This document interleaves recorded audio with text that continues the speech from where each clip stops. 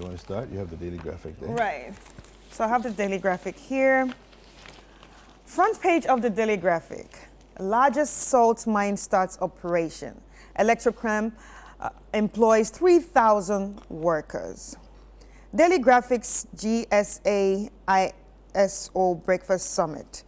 Nation must rally behind industrial agenda, panelist says. NAM1 slapped with 39 criminal charges.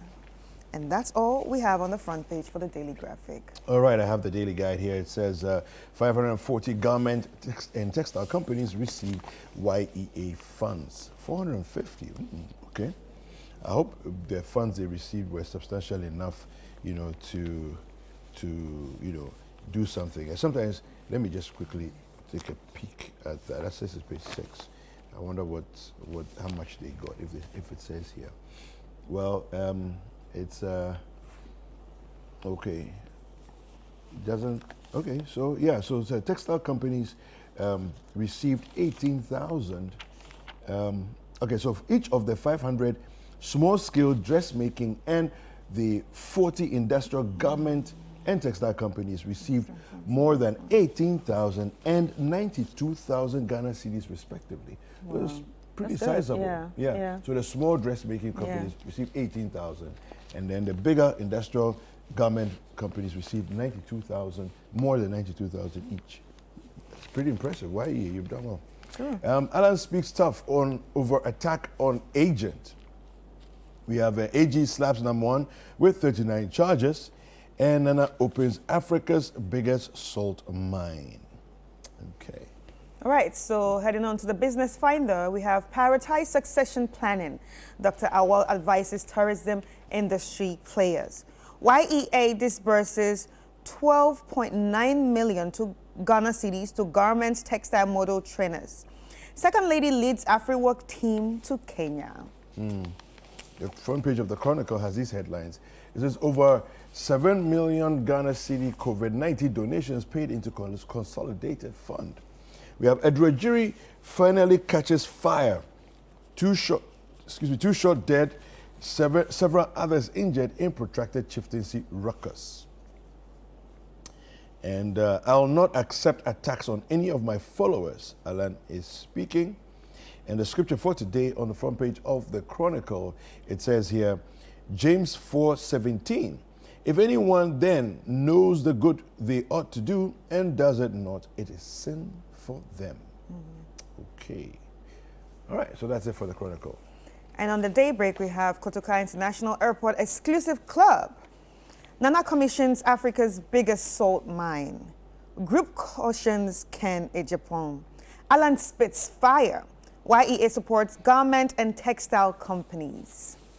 Okay, I have the Anchor newspaper, and on the front page of the Anchor we have Alan's agent punctured eye can't open. Pupil has shifted.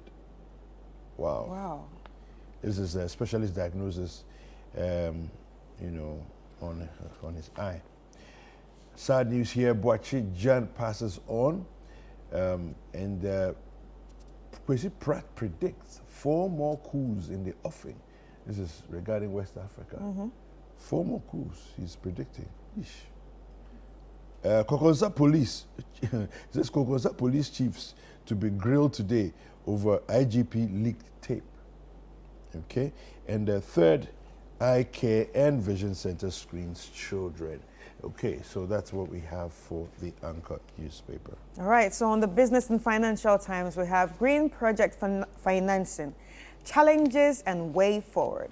Feature, Thriving Amidst Uncertainty, the secret sauce to transform your organization. Strong participation in DDEP2 spurs further hope of recovering. Climate change, Samira Baumia leads AfriWork high-level dialogue at ACW. Banking, industry confident of stability for remainder of 2023. Employment, YEA commences disbursements to garment and textile companies. And banking again, GASALC advocates common clearinghouse, regulatory adjustments. Yeah, and that's all we have for the Business and Financial Times. You know, this story about the biggest salt mine. Nigeria imports from Australia over 1.5 billion US dollars worth of salt a year. So imagine what it means to do business with Nigeria if truly the salt mine in Ada is the biggest salt mine in Africa. In Africa. Can you imagine what that means in terms of, number one, reducing the cost for Nigeria in terms of shipping all the way from Australia? That's one. And then number two, business for Ghana. Business for Ghana, true. You see, because you will import anyway. So why don't you divert some of the importation to True, Ghana? And true, then you look true. at what, so I think it's a win-win. It's a win-win we need more situation, of such. exactly. And we need to make sure that the ease of transaction and transportation and all those things are sorted out. So that and then not just between Ghana and Nigeria, Ghana and every other country, all other countries in themselves on the continent. We need to work these things out so that there's more business, more vibrant business, and it's easier for business people to thrive. Yeah. Well, we have citinewsroom.com, and we have a few stories here that we want to highlight for you. In the Volta region, Hodenu residents accuse police of destroying their properties.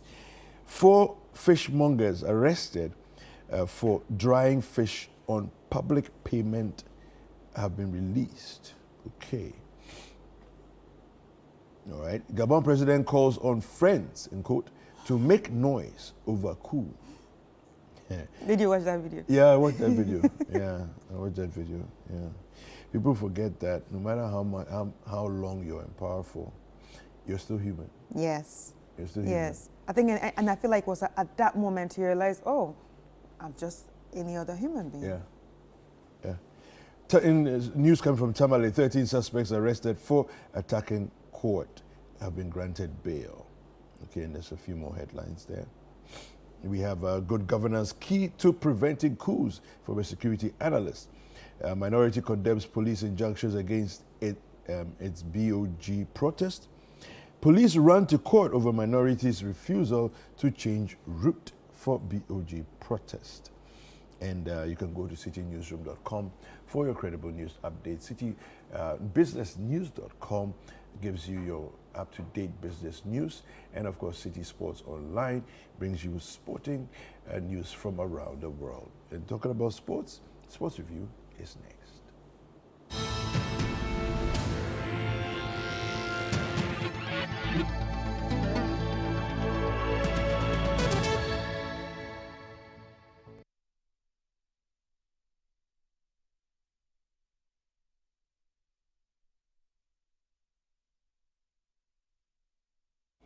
All right, now in sporting news, we have the 2023 Ghana Football Association election process remains suspended following the adjournment of the case involving the club side King Faisal and the football governing body. Now, the new date for the case is Wednesday, 6th of September. King Faisal wants the GFA to be stopped from holding its scheduled presidential election on September 27th in Tamale.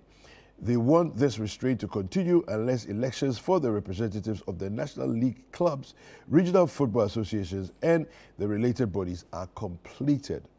Additionally, King Faisal seeks to declare that a valid Congress cannot be held to elect the president until new representatives of the Executive Council have been duly elected. Well, I mean, it makes sense to me. Maybe I'm missing something, but their request for all other elections prior to the presidential election should happen. It makes sense. Anyway, French side, in transfer news, French side Olympic Lyon have announced the signing of Ghanaian Ernest Nuama from Danish team Nordsjælland via a loan from RWD Molenbeek. Now, Nuama completed his medicals last week and was unveiled by Lyon on Wednesday evening. Now, the former Right to Dream winger was the most exciting prospect in the Danish league last season, and his exploits were enough for Lyon to move him in the transfer window. Now, he becomes the 4th Ghanaian to play for Lyon after the likes of Michael Essien, John Mensah, and Abedi Pele. Staying with Ghanaian signings, Mohamed Kudus began training with West Ham after completing his 41 million euro move from Ajax. It is expected that he will be part of the West Ham team that will face Luton in the Premier League on Friday. And that's where we end Sports Review for this.